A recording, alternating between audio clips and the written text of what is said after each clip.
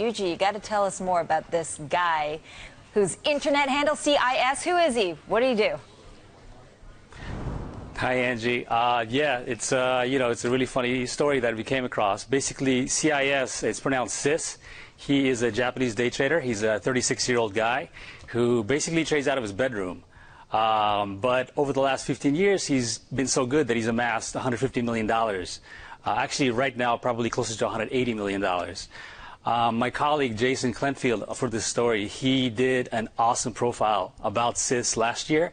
And viewers can get on our website and take a look at that. It has a lot more detail. But yeah, he's just, he's a guy, 36-year-old Japanese guy. When he came to the interview for us, it was my first time meeting him, but you wouldn't be able to tell that this guy has $180 million. And, he sat down with us about an hour after the trade finished, after he closed all of his positions. And we went to a coffee shop, and he explained everything that he did. I had been following everything that he'd been doing for months through his Twitter account, but he showed us statements, he showed us documents that verified it, and he kind of walked us through his logic of this trade. While everyone else was getting creamed, in global markets down up to 15% in some places, this guy made $34 million, he claims, basically in one wild night. And you met him an hour after he closed all his positions, tallied things up to $34 million. How was he not jumping out of his skin? I mean, what made his trade so special here? Everybody's talking about trying to catch a falling knife, and he hit the target. How do you do it?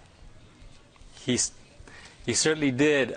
He nailed it perfectly. So let me just walk you through the trade. The day after China devalued the yuan, he started selling Nikkei futures. But he didn't really do it because of the economic implications of a weaker currency and all that stuff. He says he doesn't look at financial news at all. He doesn't care what happens in China. He says he was simply looking at how stocks were trading. And to him, it seemed like there were many more sellers than buyers. That's how he says he trades. He doesn't look at charts or financial news. He just feels it through the price action and through the volume and stuff like that. So he started selling Nikkei futures on August 12th. He kept adding to that position. And, market slumped on Monday by a lot. Nikkei was down something like 5%. He didn't close his position out. He just kept on shorting. And then when U.S. markets opened, at the very, very bottom, he closed his position, and then he reversed it, and he brought it back up. It was a really great trade.